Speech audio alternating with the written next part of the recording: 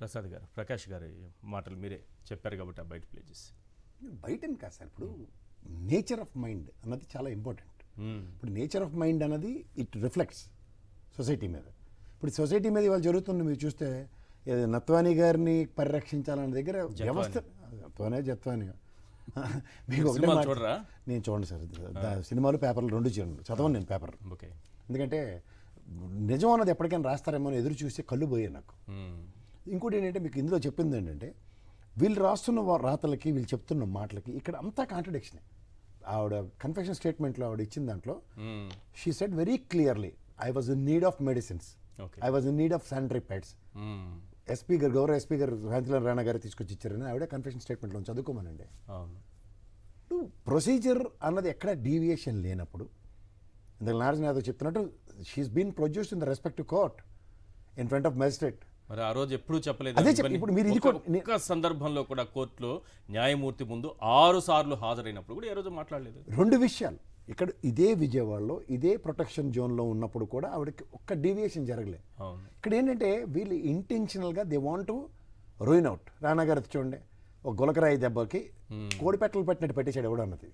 ఆ కడుపు మంటని ఈ విధంగా తీర్చుకుంటారు.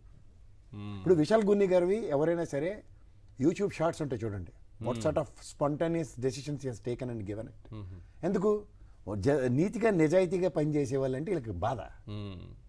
According to their whims and fancies justify అవుతూ ఉండాలి. మీరు అట్లా మీరు సిఎస్ఆర్ ఆంజనేయులు గారి గురించి ఇప్పుడు జరుగుతున్న దాంట్లో అతను నిజంగా భయపడేవాడే అనుకుంటే బెయిల్ పిటిషన్ వేసుకోలేడు వీళ్ళందరితో పాటు. అది కూడా గమనించట్లే. ఏదో విధంగా ఇప్పుడు ఇటు తిప్పి అటు తిప్పి నేను ఇందాక చెప్పిన ప్లాన్ 1 to 10లో రఘురామ కృష్ణరాజు కన్నా నెక్స్ట్ ప్లాన్ చేసి రెడీ పెట్టేశారు. ఇప్పుడు వాళ్ళు ఏంటంటే ఇప్పుడు దాన్ని జస్టిఫై చేస్తారు. 10 ఏళ్ళ క్రితం ఉంది, ఇప్పుడు జస్టిఫై చేయడానికి ప్లానింగ్. చూసారా, మా ప్రభుత్వంలో న్యాయం ధర్మం పరిరక్షించబడ్డాయి. ఎవరికి న్యాయం చేస్తున్నారు? నేను ఒకటి అడుగుతాను, ఇటువంటి రాంగ్ ప్రాక్టీస్ తీసుకొచ్చి దీన్నే చట్టబద్ధం చేసేసి ఇదేదో జత్వానీ మోడల్ పోలీసు కేసులో లేకపోతే ఏదో ఒకటి తీసుకొచ్చేస్తే నెక్స్ట్ వైఎస్ఆర్సీపీ అధికారంలోకి వస్తే ఏం జరుగుతుంది? ఎందుకంటే జగన్మోహన్ రెడ్డి గారు కాదు సార్, జగన్మోహన్ రెడ్డి గారు 2.0 అంటున్నారు, కార్యకర్తల కోసం పనిచేస్తాను అంటున్నారు. 2-3 సందర్భాల్లో చెప్పారు పోలీసులు, మీరు ఇప్పుడు మీరు కాకి చొక్కాలు కాకుండా పసుపు చొక్కాలు వేసుకొని మీ ఇష్టం వచ్చినట్టు చేస్తే రేపు ఎక్కడ సప్త సముద్రాల అవతల ఉన్నా సరే తీసుకొస్తానని చెప్తారు. ఇది ఏం చెప్పాడు ఆయన? మీరు దాంట్లో అర్థం చేసుకోవాల్సిన విషయం ఏంటంటే, మీరు డ్యూటీ సక్రమంగా చేస్తే ఎవరికి అప్రహెన్షన్స్ లేదు. కానీ డ్యూటీని మీకు ఒకరికి తొత్తులుగా పనిచేస్తే మాత్రం ఇట్ విల్ బి ఛాలెంజ్డ్. దానికి నిలబడగలరు ఎవరైనా? ఇప్పుడు ప్రొసీజర్ కాదంబరి నత్వానీని న్యాయస్థానం ముందు ప్రొడ్యూస్ చేసి రిమాండ్ ఇచ్చిన తర్వాత 3 సార్లు అయిన తర్వాత 4వ బెయిల్ వచ్చిన తర్వాత did any police officer stalled? Even Vijayawada టెరిటరీలో ఆవిడ 20 రోజులు ఇక్కడ నుంచి వెళ్లకుండా ఉన్న దగ్గర ఫస్ట్ కండిషన్ బెయిల్ అప్పుడు కూడా what sort of protection she got? అప్పుడు కూడా షీ హ్యాడ్ రైట్ కదా. కానీ ఇక్కడ వీళ్ళు ఇంటెన్షనల్గా they want to do something else. Personal వెంజెంటాలతో పనిచేసుకుందాం అన్నప్పుడు చిన్న చిన్న యూట్యూబర్ని, చిన్న చిన్న కార్యకర్తల్ని వీళ్ళని కాదు కదా, ఒక సమాజంలో నిలబడి వ్యక్తుల్ని ఎదుర్కోవడం అన్నది. ఇప్పుడు వీళ్ళు క్యాట్ దగ్గరికి వెళ్తారు రేపు పొద్దున, వీళ్ళకి జరిగిన దాని మీద ఎవరన్నా మాట్లాడగలరా? ఇప్పుడు ఇదే ఏబీ వెంకటేశ్వర విషయంలో ఎందుకు ప్రొటెక్షన్ రాలేకపోయింది? ఆ ఆక్రందన అంతా ఈ ఆయన ఇంటెలిజెన్స్ చీఫ్గా పనిచేశారు, ఈయన పనిచేశారు కదా, ఏబీ వెంకటేశ్వరరావు పనిచేశారు. ఆయన ఏమన్నా ఆంజనేయులు గారు 23 మంది ఎమ్మెల్యేలు లాక్కునేటటువంటి ప్రయత్నం ఏమైనా చేశారా? అంటే ఎంతమంది ఉన్నారు? చాలా డిఫరెన్స్ ఉంది. కాదు ప్రయత్నం చేశారా? ఫోన్ ట్యాపింగ్లు ఏమైనా చేశారా? ఇజ్రాయెల్ పరికరాలు ఏమైనా కొనడానికి ఇజ్రాయెల్ దేశాన్ని ఏమైనా పర్యటించారా? దేశద్రోహం లాంటి పనులు ఏమైనా చేశారా? ఇవేవి చేయలేదు కదా. జత్వానీ అనేటటువంటి కేసులో ఆయన చేసినంత మాత్రం ఆయనకి ప్రత్యేకంగా ఆయన పర్సనల్లో ఇదే ఇండివిజువల్ లాభం ఏమైనా ఉంటుంది ఆయనకి? ఇప్పుడు ఒకరి లాభం కోసం ఈరోజు 23 మంది ఎమ్మెల్యేలు లాక్కునే దానికి పనిచేసిన వాళ్ళు, ఇజ్రాయిల్ పరికరాలు కొనడానికి వెళ్ళిన వాళ్ళు, ఫోన్ ట్యాపింగ్లు చేసిన వాళ్ళు, ఇన్ని ఆరోపణలు ఉన్నాయి కదా మీద. అదే సార్, ఒకరి కోసం పనిచేసి ఒక ప్రభుత్వం కోసం, లేకపోతే దీన్ని తాకట్టు పెట్టి విధుల్ని తాకట్టు పెట్టి, ఒక ప్రభుత్వం కోసం ఉన్న విధుల్ని కూడా తాకట్టు పెట్టి పనిచేసినటువంటి విధానం, దానికి దీనికి ఎక్కడ పోలికుంది? అదే కదా సార్, అంబేద్కర్ రాజ్యాంగానికిను రెడ్ బుక్ రాజ్యాంగానికి తేడా.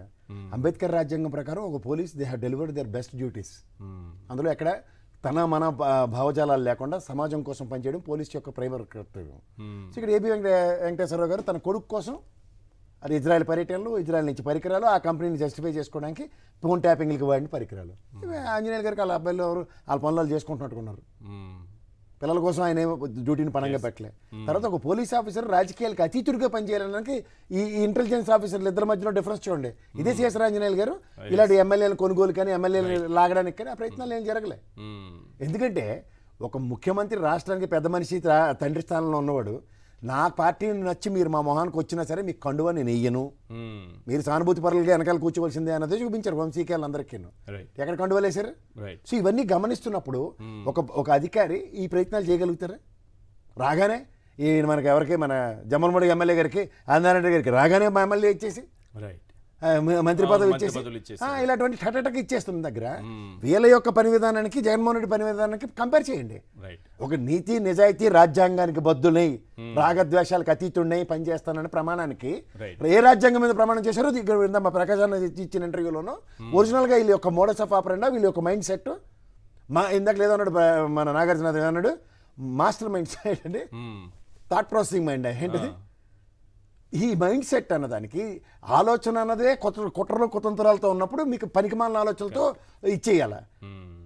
ఇక్కడ ఫోర్జరీ డాక్యుమెంట్స్ తండ్రే కన్ఫెషన్ స్టేట్మెంట్లో ఒప్పుకున్నాడు మీ పనికిమాలిన పని చేసామని. ఇవాళ మీరు వాళ్ళందరినీ అచ్చని పచ్చపోసలను చూపిస్తుంటే ఏమవుతుంది? ఆ కేసు హిస్టరీ నాకు మొత్తం తెలుసు పూర్వపరాలు. ఎందుకు పోలీస్ డిపార్ట్మెంట్ గురించి అనవసరంగా ఇంకొంచెం వాళ్ళని ఎగ్జాగరేట్ చేసి అనవసరంగా ఇబ్బంది పెట్టడం నేను ఆగుతున్నా. Otherwise if I opens my mouth ప్రమాదం ఉంది కదా సార్. విధంగా చేస్తే పోలీస్ డిపార్ట్మెంట్ లోనే ఒక డివిజన్ తీసుకొస్తున్నట్టు సార్ మీరు దేంతోనూ ఆడుకోండి సార్. వీళ్ళకి వ్యవస్థతో ఆడుకోవడం అలవాటు అయిపోయింది. వ్యవస్థతో ఆడుకోవడం అలవాటు ఉన్నప్పుడు వ్యవస్థలో మీకు ఇంకోటి చూడండి సార్, మీకు వాళ్ళు అంతా చూడండి ఏ గూటి పక్షులు ఆ గూటికే చేరుతాయి అంటారు. మీరు జాగ్రత్తగా గమనించండి. ఇవాళ జగన్మోహన్ రెడ్డికి ఒక ఐఏఎస్ ఐపీఎస్ రిటైర్డ్ అవడం లాయలిస్ట్ చూపించండి నాకు. వీళ్ళు ఎక్కడ లేని లాయలిజం రిటైర్ అయిన తర్వాత వీళ్ళందరూ ఇక్కడే ప్రదర్శిస్తూ ఉంటారు. ఇది గమనించారు మీరు ఎప్పుడైనా? రిటైర్ అయిపోయి ఇప్పటిదాకా నెగిటివ్ ప్రవచనాలు చెప్పినట్టు కూడా ఎలక్షన్స్ ముందు అనుకుని లోపల బడబాగ్ని అంతా తీసేసాడు. గమనించారా? నేను ఎందుకు మాట్లాడుతున్నానంటే ఇదే రాజధాని మీద ఐవీఆర్ కృష్ణారావు గారు రాసిన పుస్తకానికి ఎగేసుకుని పోగేసుకుని వెళ్ళి పవన్ కళ్యాణ్ గారు ఆ రోజు మాట్లాడి మర్చిపోయి ఇప్పుడు కొత్త మాటలు నువ్వు లేక నేను లేను, నువ్వే నేను, నేనే నువ్వు, తోడు నీడ సినిమా చూస్తున్నప్పుడు ఏం చేసినా మంచిగానే కనపడుతుంది. అరే ఇవాళ మీకు 30,000 మంది ఆడపిల్లలు మిస్ అయిపోతే నేను పరిరక్షించేస్తాను అన్నప్పుడు ఏ ఆడపిల్ల వల్ల తిరిగి ప్రమాదాలు జరుగుతున్నాయి వాళ్ళని పరిరక్షించుకునే కార్యక్రమం ఉండాలి. ఇప్పుడు ఈ కుక్కల విద్యాసాగర్ గారు ఏం పని చేసుకున్నాడు నాకు దట్స్ నాట్ మై బిజినెస్. కానీ వాడికి సంబంధించిన ఆస్తిని ఎవరు దోషులు ఎవరు నిర్దోషులు కోర్టు చెప్పాలి కదా. అప్పుడు చేయొచ్చు కదా, యాక్షన్ తీసుకోమని. అప్పుడు తీసుకోవచ్చు, తప్పకుండా తీసుకోమని చెప్పండి. నిజంగానే కోర్టులో కేసు నడుస్తుండగానే మనమే కాదు ఇది కరెక్ట్ మనం ఎలా డిసైడ్? వెస్ట్ బెంగాల్, పూణే, మహారాష్ట్రలోను, ముంబైలోను ఎన్నో కేసులు ఉన్నాయి ఆవిడ మీద. రైట్. ఇవాళ తీసుకొచ్చే వాళ్ళ మాకు సొద్దపోస జాగ్రత్తగా వినండి అంటే ఎక్కడ అవుతుంది? రైట్. నాగార్జున గారు ఈ పిఎస్ఆర్ ఆంజనేయులు ఏమన్నా 23 మంది ఎమ్మెల్యేలని లాక్కునే ప్రయత్నం చేశారా? ఒకటి. ఫోన్ ట్యాపింగ్ లాంటివి ఏమన్నా చేశారా? 2. ఇజ్రాయెల్ పరికరాలు పెగాసెస్ లాంటిది కొనేటటువంటి ప్రయత్నం ఏమన్నా చేశారా? 3. జగన్మోహన్ రెడ్డి లాంటి ఒక ప్రతిపక్ష నాయకుడు, ఒక రాజకీయ నాయకుడి మీద హత్యాయత్నం చేసినటువంటి ఆ నిందితుడి ఇంటికెళ్ళి పరామర్శలు చేసి వచ్చారా? లేదు. మరి ఇట్లాంటి కేసులు పెట్టడం ఏంటి అర్థం కాదే. అక్కడ ఇది చూస్తే ఏమనిపిస్తోంది? ప్రజలకు అర్థం కావాలని చెప్తున్నారు. చంద్రబాబు నాయుడు గారు చెప్పినట్టు అదే సార్, చంద్రబాబు నాయుడు గారు చెప్పినట్టు చేయలేదని, తన ఉద్యోగ ధర్మాన్ని తను నిర్వర్తించాడని, లేకపోతే ఒక ఇబ్రహీంపట్నం లాంటి ఒక చిన్న పోలీస్ స్టేషన్లో జరిగిన క్రైమ్ మీద ఒక ముద్దాయిని అరెస్ట్ చేస్తే దానికి ఇంటెలిజెన్స్ డీజీకి సంబంధం ఏందండి? కేవలం ఆయన ఏదో ఇబ్బంది పెట్టాలి, ఆయన్ని ఇరుకును పెట్టాలనేటువంటి ఉద్దేశం కాకపోతే ఒక వ్యక్తి, ఒక చదువుకున్న వ్యక్తి, సమాజంలో ఒక మంచి గౌరవం ఉన్నటువంటి ఒక వ్యక్తి, సార్ నేను ఒక అమ్మాయి హనీ ట్రాప్ లో చిక్కుని 1,32,47,400 రూపాయలు నేను వాళ్ళకి ఇచ్చాను. దానికి సంబంధించిన చెక్ ఒకటి 463097 చెక్ అనేది 2013 జూన్ 14వ తేదీన ఒకటి ఇచ్చాను. వాళ్ళ హెచ్డిఎఫ్సి బ్యాంక్ కి 007910224064 వాళ్ళ హెచ్డిఎఫ్సి బ్యాంకు ఖాతాలో కొంత డబ్బులు వేసాను.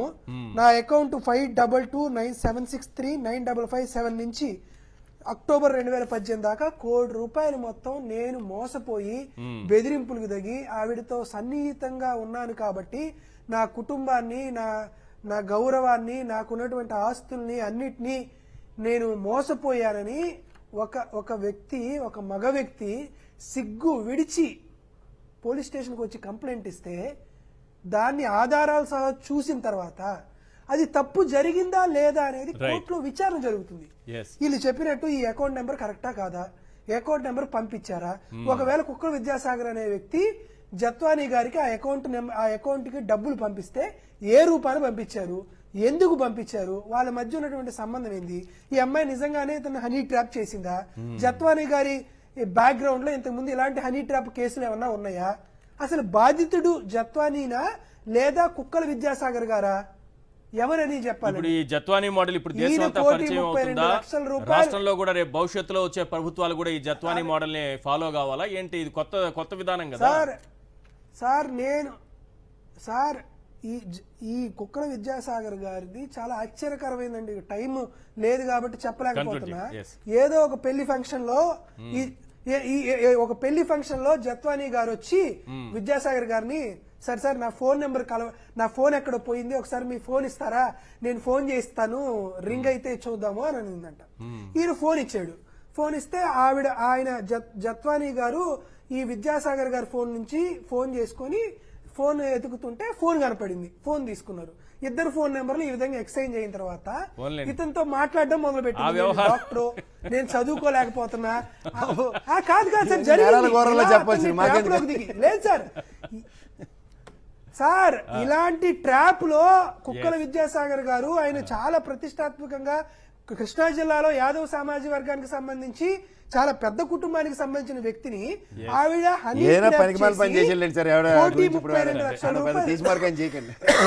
కాదండి కోటి 32 లక్షల రూపాయలు మోసం చేస్తే ఈయన డబ్బులు ఇచ్చి మోసపోతే ఈయన్ని ఎక్కడో ఎక్కడికో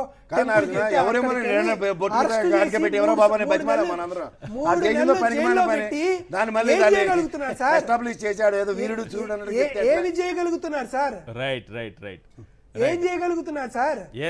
సో ఎవరు ఇక్కడ బాధితులు, ఎవరిని అన్యాయం చేస్తున్నారు, ఎవరు హనీ ట్రాప్ చేస్తున్నారు, బాధితులు ఎవరు, నిందితులు ఎవరు, ధైర్యంగా వచ్చి కంప్లైంట్ చేస్తే మోసపోయే వాళ్ళు కేసులు పెట్టద్దా ఇంకా సార్ వాడి ఇంటెన్షన్ హనీ ట్రాప్ గురయ్యి